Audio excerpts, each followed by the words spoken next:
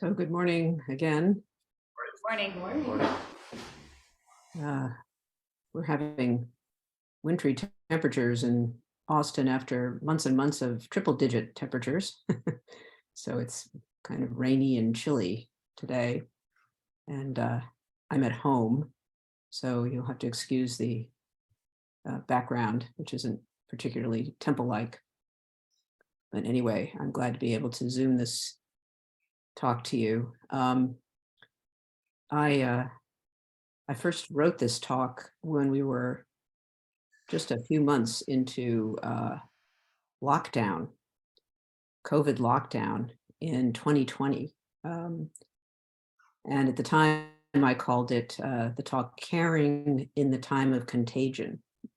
And now that we're not locked down, I thought it would still be good to talk about this question of the ways that Buddhist teaching speaks about caring or the practice of love. I'm just going to call it love. We don't use that word that much in Zen. We don't hear it that much, but I want to use that word. So, in this time where actually contagion is still a thing, illness, fear, aversion, I think the question is, how do we save all beings? How do we express love? So the word for a kind of love that is probably most familiar in nearly all Buddhist settings, maybe more familiar than in Zen even, is metta. How many of you have heard that term before? Practice metta yourselves? Many of you. So this is sometimes translated straight up as love or loving kindness, which sort of avoids some of the baggage that the word love has in English. And during the time that here in Austin, we were doing our practice completely online. We had a Zoom-only Zendo. Every morning, instead of doing a longer service, or even at the beginning, even before we just settled in on chanting the Heart Sutra, we chanted a short metta chant, wishing loving kindness for ourselves and others every morning. It was very, very brief. And actually, we were all muted and we were chanting to a recording to get around some of the unhappy audio effects of groups of people chanting online, which you may be familiar with. So it was kind of a very canned little service that we did, but we were trying to get in touch during this time of separation and fear and not knowing what was going to happen and how long all of this was going to last, trying to get in touch with that essential quality of loving kindness, starting with ourselves and offering it to others. So there's also a sutra or sutta in Pali called the Metta Sutta, which is a standard chant in many Zen chant books. We have it in our chant book, and San Francisco Zen Center has it in their chant book, and maybe you do too. And there are two versions of this chant that can be used. There's a shorter version that begins, "May all beings be happy. May they be joyous and live in safety." That may be familiar to you. Do you chant this in Nebraska? Do you chant it? Not often. No. Yes? No, wait, I don't think, No? But I it's in think our we book. should. I think we should. I think, We have. I We have. think many, are familiar with it. Yeah, may have in the past, yes. Well, once I finish talking about it, you may have some thoughts about chanting it. But anyway, it begins with those words, and it's a that's a very positive kind of expression. May all beings be happy. May they be joyous and live in safety. And there's a longer form that begins with a kind of prologue to these wishes for happiness and safety, and it begins, "This is what should be accomplished by the one who is wise, who seeks the good and has attained peace." And this is a teaching of the Buddha directly. The longer version is formally called in the Pali Canon. It's called the Karaniyametta Sutta. And that first word, Karaniya, is the word that we translate with the phrase, this is what should be done, right? And it includes this set of wishes of may all beings be happy, may they be joyous and live in safety, and so on. So at least in the Zen lineage that I'm in, which is closely related to yours, of all the chants that we chant, this is the only one that is drawn directly from the Pali Suttas. Most of our chants are drawn either from Dogen or from our Chinese ancestors. And so, the Pali Suttas are the earliest records of the teachings of the Buddha. And I think that the Metta Sutta, this chant, is also one of the most accessible and the only one in which the word love or loving kindness appears. So it really stands out. Here in Austin, we chant it every Saturday when we have our public program, which is Saturday morning. We chant this every Saturday. And so newcomers hear this, and I think they feel encouraged because they hear about this positive attitude. Metta is often familiar to people who practice other forms of Buddhism, since it is a teaching of the Buddha. It's widespread in Buddhism. And as I say, we don't hear about it so much in Japanese Zen. We hear more often about compassion, right? Which is paired with wisdom. The two are sometimes called the two wings of a bird. So we have metta and we have compassion. So the second thing is then how to understand loving kindness as distinct from compassion, because they are two different words and two different, we'll say, feelings. So there's a striking image in the Metta Sutta, which you may not be familiar with if you're not regularly chanting it. It comes towards the end, and it's of a mother and her child. And this is the part of the sutta which says, let no one deceive another, nor despise any being in any state. It goes on, let none by anger or hatred wish harm to another. And then it says, again, these are the Buddha's words, even as a mother at the risk of her life watches over and protects her child, so with a boundless mind should one cherish all living beings, suffusing loving kindness over the entire world, or we could say just suffusing love over the entire world, above, below, and all around without limit. So the emphasis here would seem to be on compassion and protecting others, like a mother would protect her child, right? And the image of the child, for me, brings up, danger and the potential grief of loss of this irreplaceably precious being, right? And those of you who are parents will know this feeling, or grandparents will know this feeling, right? So like, your child is your precious thing that you would give your life for, right? Watching over and protecting your child. So with the time that I have with you today, I want to try to contextualize the Metta Sutta, and then I want to inquire about it as a teaching, and then finally talk about what our ancestor Dogen and the Soto Zen we practice have to say about love. So that's an outline of the rest of my talk. So this Metta Sutta appears in a story which is late in the Pali Canon, and the story is that the Buddha taught his monks this sutta, may all beings be happy, at the time when he had sent them into the forest to meditate. And the tree spirits of the trees that they were sitting under didn't want them there and tried to frighten them off. And so the Buddha said, here's the way you can be without fear, or you can subdue your fear. And because the monks were able to calmly abide sitting under the trees, their calm abiding also calmed the tree spirits. And this story, I think, is an important pointer. The Buddha gave the teaching as a response to fear and dismay, but its object is the monks themselves, not the tree spirits. Right? He said, start with yourself. If you can be calm and free from fear, then this will have an effect on the tree spirits. Now, the Buddha did not invent metta, even though he gave this teaching, and we know it through his teaching. He didn't invent it. It's the first of the 4 heavenly abodes, or the 4 Brahma Viharas, or sometimes it's called the 4 immeasurables. These are part of the pre-Buddhist Vedic literature, the Hindu literature, and they are used by the Buddha as described in the oldest text we have, right? The Pali Suttas, which I've been talking about.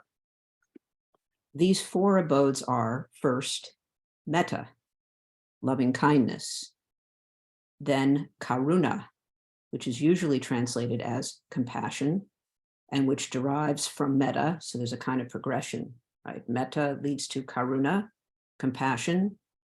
Then we have mudita, which is sympathetic or empathetic joy, joy in the happiness of others.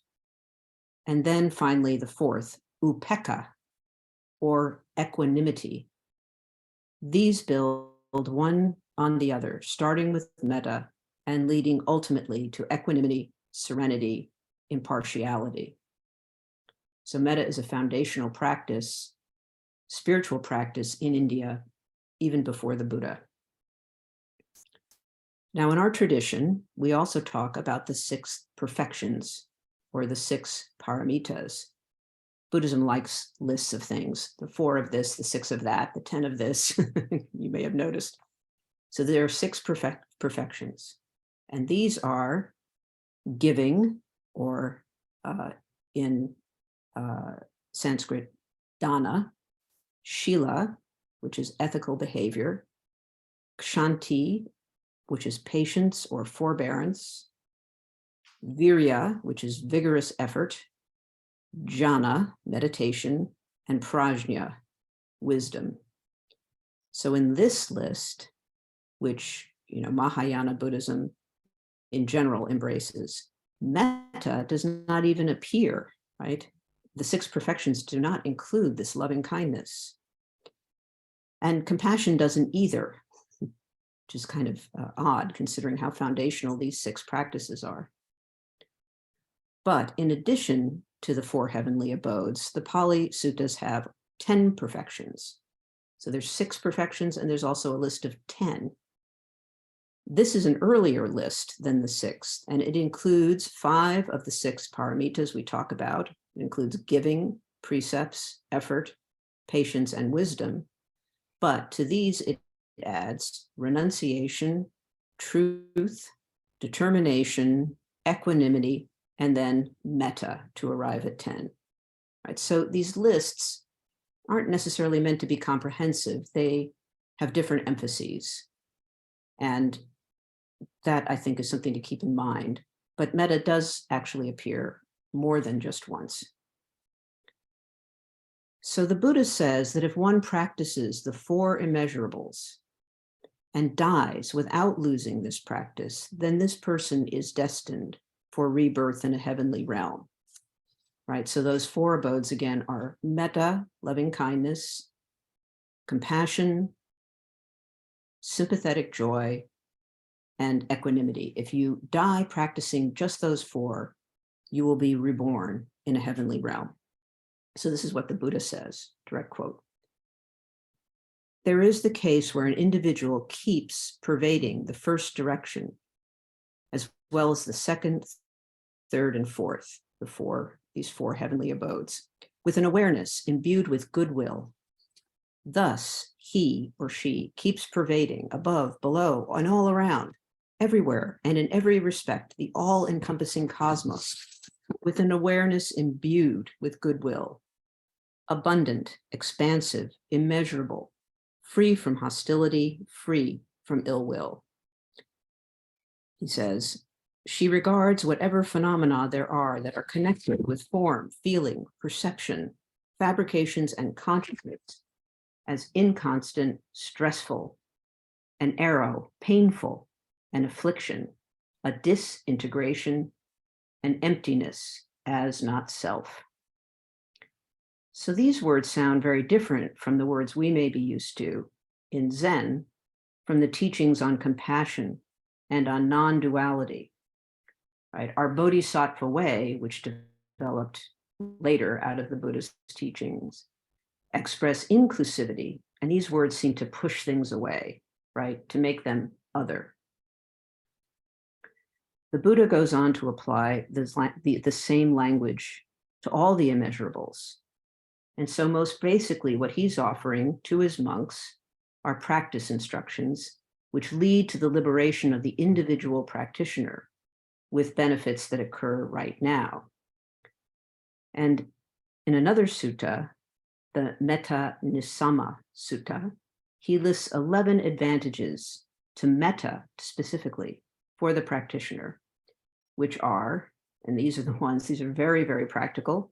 If you practice loving kindness, you sleep in comfort, you awake in comfort, you have no evil dreams, you are dear to other human beings, you are dear to non-human beings, gods protect you, fire, poison, and sword cannot touch you, your mind can concentrate quickly, your face is serene, and you die without being confused. If you fail to attain the status of an enlightened person, you will be reborn in the Brahma world, or the realm of the gods, right? So these are the concrete, practical advantages of practicing loving kindness. So that's what I have to say about metta, and I'll come back to it in a moment to try to integrate it into our teaching in Zen.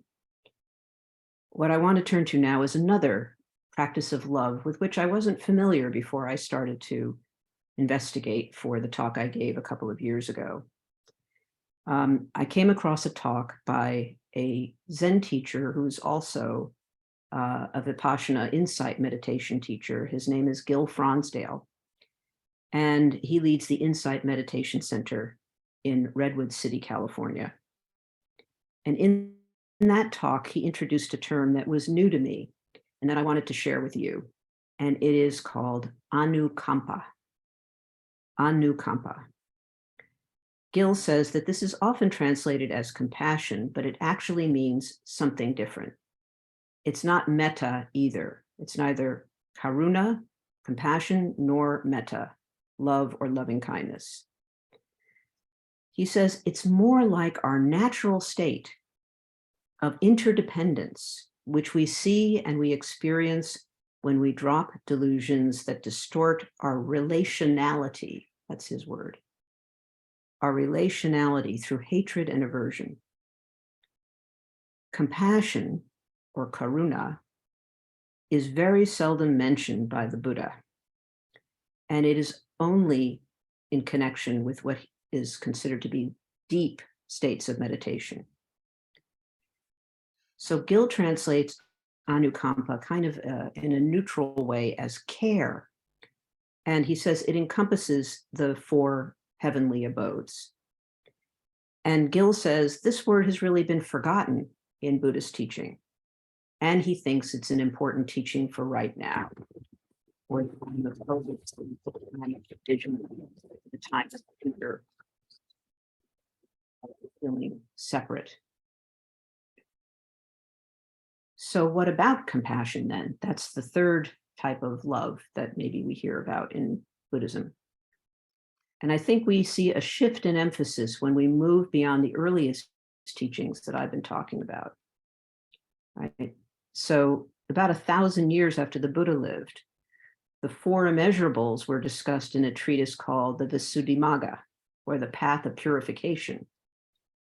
And in chapter 9 of this work, the author, whose name is Buddhaghosa, he introduces some ideas about the Buddha's path of liberation that are kind of innovative. And his thoughts about the 4 immeasurables is one place where this is perceptible. His innovation, which he notes is not in the original teachings of the Buddha, is first to direct metta to oneself, right? So I'm now trying to bring us closer to Zen, which is much later than the time of the Buddha. This is what Buddhaghosa says. He says, the initial development towards oneself refers to making oneself an example. He says, you develop it in this way. You say to yourself, I am happy, just as I want to be happy, and I dread pain, as I want to live and not die, so do others. So you make yourself the example, and then the desire for other beings' welfare and happiness arises in you. And this method is indicated by something the Buddha says, not in the teaching on metta per se, but he says, I visited all quarters, all directions with my mind, nor found I any dearer than myself. Self is likewise to every other dear. Who loves himself will never harm another. So this is why in the practice of metta now, we often hear the instruction, begin with yourself and extend it outward, right? Whereas I think mostly we think, it's not about me, I'm trying to love everyone else, but starting with ourselves expresses actually the non-duality of loving kindness. So this verse from the Buddha breaks down the boundary between self and other, but it's beneficial only if one regards the self with loving acceptance, or if you could also say friendliness. Bill Fronsdale also emphasizes this. He speaks about metta. He says it's related to the word mita, or friend, and also the word maitri, like friendliness. He says universal metta, universal love, is friendliness for all. Right? So Buddhaghosa, to go back to him, says, a practitioner should review the danger in hate and the advantage in patience. Hate has to be abandoned and patience attained in the development of this meditation subject. And you cannot abandon unseen dangers and attain unknown advantages. Therefore, you should embark upon the development of love or loving kindness for the purpose of secluding the mind from hate, seen as a danger, and introducing it to patience, known as an advantage. And this is really what the Buddha was advising the monks who were frightened by the tree spirits, right? The purpose of secluding the mind from hate, right, is the Buddha's recommendation as well. So both the Buddha and Buddhaghosa, the teacher of many years later, regard the four immeasurables as leading to insight and to a better future rebirth. Its metta specifically has the purpose of warding off anger, which is an impediment to awakening. The enemy of metta, the far opposite of metta, is ill will. You cannot practice metta while angry. So you might try this out sometime, right? If you want to try to practice with this quality to bring it up in yourself, you can't do it if you're angry. Interestingly, what is called the near enemy of metta is said to be greed, because goodwill and greed both share the quality of seeing virtues in things. The practice of metta succeeds when ill will subsides in a practitioner, but it is said to fail when it produces feelings of ordinary affection or love, which can lead to greed. Metta is not ordinary love. It leads to the breaking down of barriers between self and other, and it's a prerequisite to Buddhahood. So, what the Metta Sutta does, what it is for, is to call us in the face of fear and dismay to protect and cultivate our limitless hearts. So rather than translate metta as loving kindness, or even friendliness, as suggested by Gill, another teacher, contemporary teacher named Thanissaro Bhikkhu, suggests that we adopt the word goodwill. The Metta Sutta says that we should be extremely careful to protect this quality of mind in the image of the mother and child. So the mother and child image is about protecting our own hearts. This is what Bhikkhu Thanissaro says. As a mother would risk her life to protect her child, even so should one cultivate a limitless heart with regard to all beings, with goodwill for the entire cosmos. Cultivate a limitless heart, above, below, and all around, unobstructed, without enmity or hate. Whether standing, walking, sitting, or lying down, as long as one is alert, one should be resolved on this mindfulness. This is called a sublime abiding here and now. So I find this instruction, which is actually a retranslation of that section of the Metta Sutta, to be really helpful. For one, it makes clear that this instruction is about cultivating our own hearts and minds. And I understand that this is a practice instruction aimed at us. The goal is to cultivate this goodwill, leading to compassion and to equanimity. In other words, to Buddhahood. It is not about changing any circumstances or helping others, right? We think about it as outward directed all the time. I want to help, I want to protect, but it's not really about others. It is about resolving what we see as the division between self and others. It isn't even about affecting the anger or hatred of others, except as insofar we hope that others will not do harm, because that leads to their own unhappiness and suffering. So to conclude this kind of meandering consideration of different kinds of love, I want to turn to the Bodhisattva's way, the way of Mahayana Buddhism, of which Zen is a part, which is our way. For the Metta Sutta comes from the early teachings, in which the goal is to end rebirth. Our version of the last line of the Metta Sutta is, one who achieves the way will be freed from the duality of birth and death. That's a kind of Zen spin on the teaching of to end rebirth.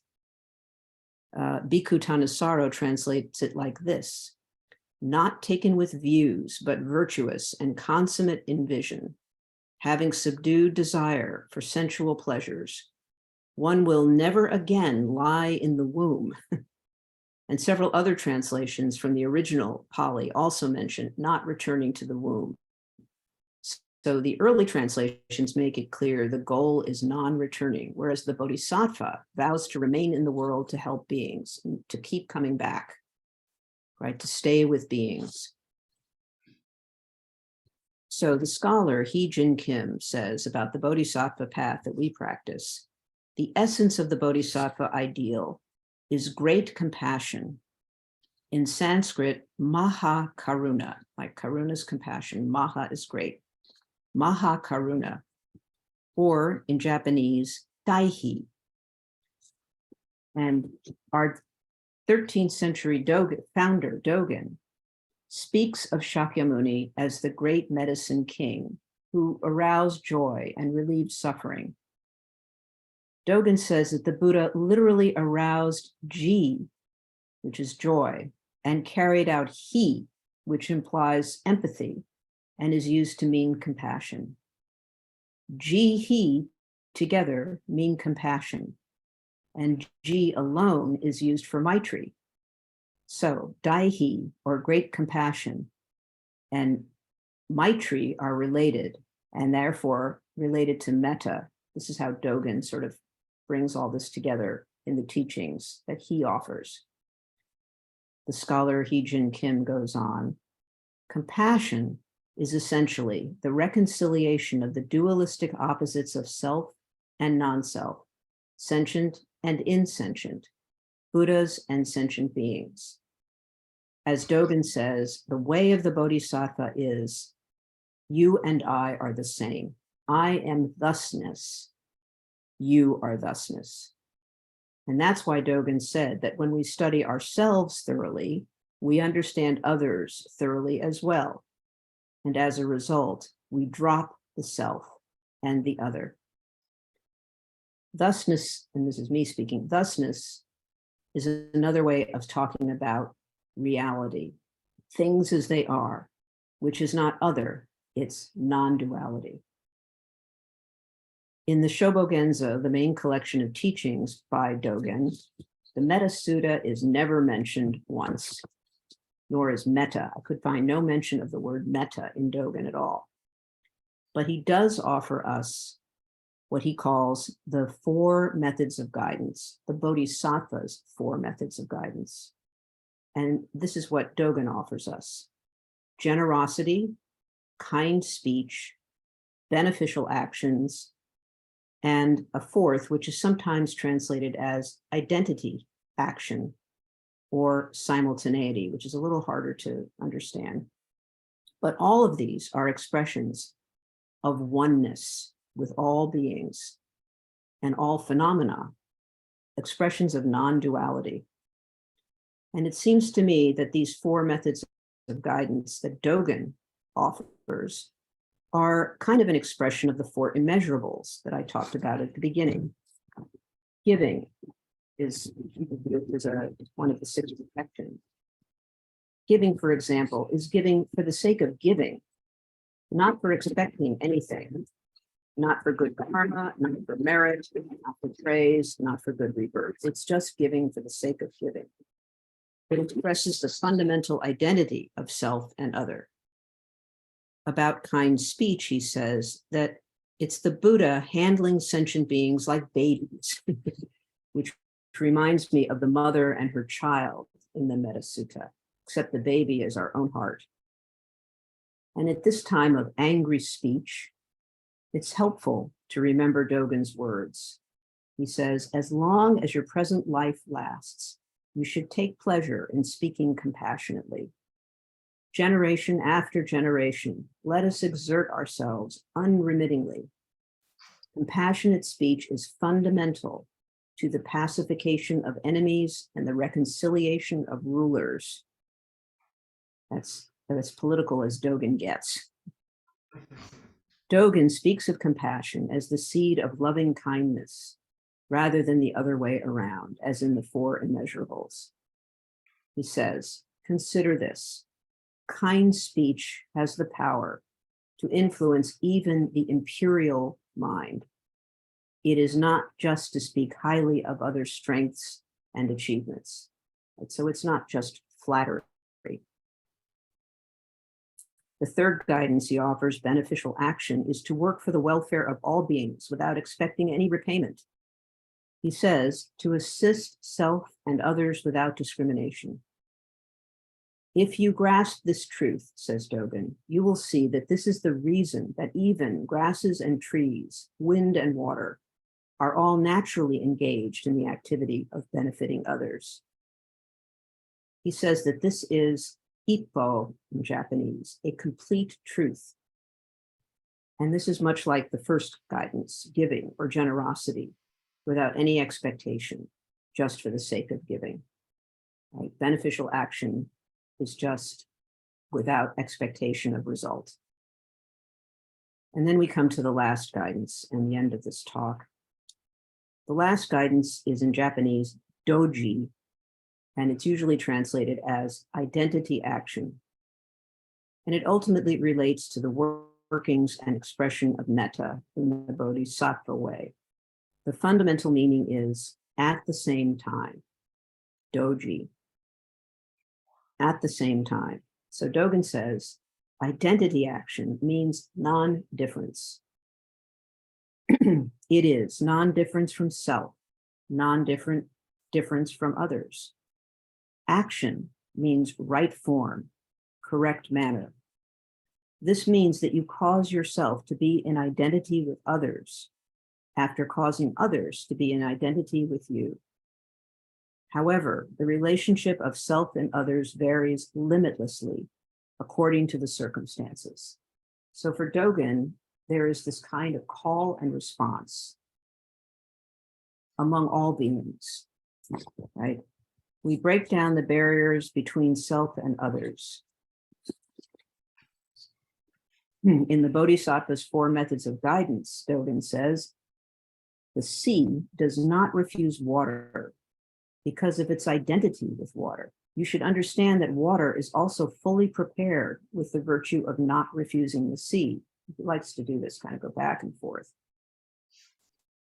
So water gathers itself, flowing into the sea. The earth piles up, forming a mountain. The ocean does not exclude the ocean, and therefore it is the ocean and it is large. Because mountains do not exclude the earth. They are mountains and they are high. It seems to me that this quality of anukampa, of caring, is also expressed in these statements. It's the natural state of regard that does not experience separation, hatred, ill will, rejection, and so forth. And I think this is a good thing to remember every time we realize that we have forgotten that we are not separate, but are nothing but relationship. The only response possible is caring. Thank you very much. Thank you. And now we have time for questions, comments. If anybody has something. Realize I've thrown a lot of concepts at you, but I'm willing to take any expressions. Hi, thank you so much for that. This is Brian, and so I have a question. I put some context to it first. Okay. One of our sons is dating a trans man, and we went out to dinner with them the other day, and we're talking, and they're asking me, it's like, well, Buddhism, what is the approach to LGBTQ community? And so I wondered, thinking of your Dharma talk on love, could you expand a little bit upon that? A similar question came up, not in conjunction with this topic, recently in Austin. And I can't remember exactly what sparked it, but it was a relatively new member who is actually Indian, Indian from the Indian subcontinent, and who is a Dalit. He's a member of what we used to call the untouchable class. And he already was practicing Buddhism. There are a number of converts to Buddhism among the Dalit. And so he's a grad student now at UT, and he came to a talk and he asked this question about how, it really basically is about how humans discriminate, right? Into these different categories, of which, you know, he's this deep experience in his home country and his home culture and society. And we had a visiting teacher, and he spoke to this. And then we had some discussion, and I think the discriminations that we make are human discriminations. We divide ourselves up into categories, and we make them real. And if we have the mind of aversion, we develop attitudes towards those categories. The source of undifferentiated reality produces vast amounts or vast numbers of phenomena all the time. They're not limited, right? Whole worlds come and go. So we hear, you know, often in the teaching expressions like the 10,000 things, the myriad things, the 10,000 grasses. These are just ways of trying to express the incredible variety of arising, codependent arising all the time. So how we respond to those arisings is our problem, right? The mind of whatever you want to call it, caring, friendliness, loving kindness, doesn't discriminate. It just accepts everything as self. Everything it sees, it reflects equally and accepts equally. That's kind of a complex view, maybe, but I think it says something like whatever arises is not different from you, even though it looks that way. I think that's the deepest teaching of Buddhism. Does that meet your question? Thank you. Thank you. Good morning. Thank you so much. My name is Benji. Hi, Benji. My question is, so is meditation, practicing meditation, does that cultivate metta or loving kindness? Dogen teaches anyway, or Zen teaches, I think, that meditation encompasses everything. It includes everything. And the true experience of non-differentiation of self and other originates there, or it's expressed there, it's realized there. It's hard to say what word to use.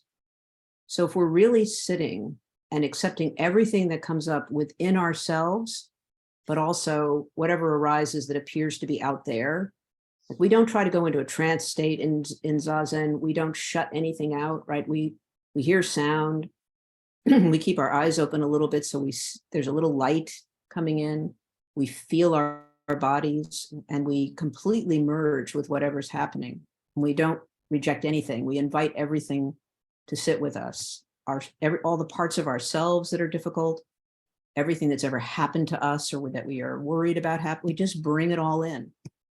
And if we can be still and accept all of that, I think everything else comes from that.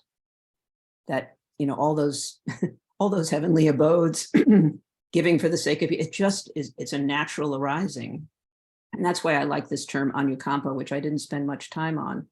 But the sense that if you're in that state of undifferentiation, non-differentiation, this is something that will naturally arise. And I think if one hasn't experienced it, you can just see what happens if you let go of the feeling of I'm me over here and these people are over there. And it's hard right now, there's a lot of noise and a lot of people, creating division, and it incites division in ourselves, not those people, not their views, not their values. That's not me, right? Can we let them in? Can we have compassion for ourselves, first of all, and then for what look like those other people over there who are really not different from us? Yeah. Not an easy teaching. This is Pam. I was curious, in Dogen's fourth guideline about identity action, you said coming into identity with other people after causing them to be in identity with you. And I'm wondering that I don't know how to make sense of that. In a number of his essays in the Shobogenzo, he makes these statements, like in the Genjo Koan or in Bendowa, the wholehearted practice of the way, that he says things like, there's no before and after, there's only now. I mean, I'm sort of paraphrasing. That, which sounds like, we have this very deep experience that, of course, there was a before. I was a child, then I was an adolescent, and now I'm an adult, or now I'm an older person, or whatever. And it seems like this continuous thing, but actually there is before and after, and then in this moment, they're also cut off. So in that moment, I think everything exists simultaneously. And there's also a moment where you can choose how to respond to what's coming up. You can choose not to be, how to say this, if you have something in your past that you feel is really determining your present, you can be free of that in that moment. That's what it is for the past to be cut off. And the future hasn't arisen yet. What happens in the present can influence the future. So we're not trapped. It's not like deterministic. And the simultaneity, I think, is Dogen's teaching that one moment of zazen, one moment of realization permeates all things. He says things like the entire sky turns into enlightenment, right? And I think that goes back to the Buddha's experience, that when he experienced his great awakening, he woke up, everything woke up with him. He woke up with everything and everything woke up with him. So this is a kind of teaching that's hard to talk about or explain. I think it's an experience, right? And it's an experience of radical non-duality, right? And I think that's the most I can say about it. I don't know if it helps. No, yeah, that does help. Thank you. Yeah, so we don't really cause others maybe to come into this simultaneity with us, but when we are with them, they are with us, whether they think they are or not, whether they believe they are or not. And that practice has effects throughout space and time, he says. Anyone else? Comments, questions? Well, I think you've caused us to go back and look at our sutra book and think about additions. Definitely. Thank you very much. Well, you're welcome. I recommend it because in part it's a very uplifting kind of text, and especially with newcomers, it gives them a sense of welcome, you know.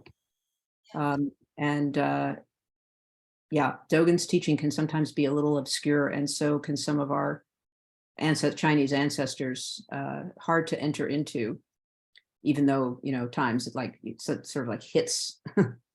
Yes, that's the truth. But the Metta Sutta, yeah, it's easy to jump on board, I think. So thank you very much. I hope you're all well and doing well.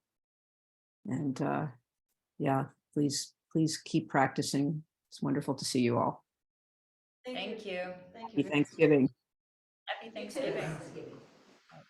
Take care. Call response. The many beings are numberless, vowing to carry them across. The many beings are numberless, vowing to carry them across. Greed, anger, and ignorance rise endlessly, vowing to cut off the mind road. Greed, anger, and ignorance rise endlessly, vowing to cut off the mind road. Dharma gates are countless, vowing to wake to them all. Dharma gates are countless, vowing to wake to them all. Buddha's way is all embracing, vowing to follow through.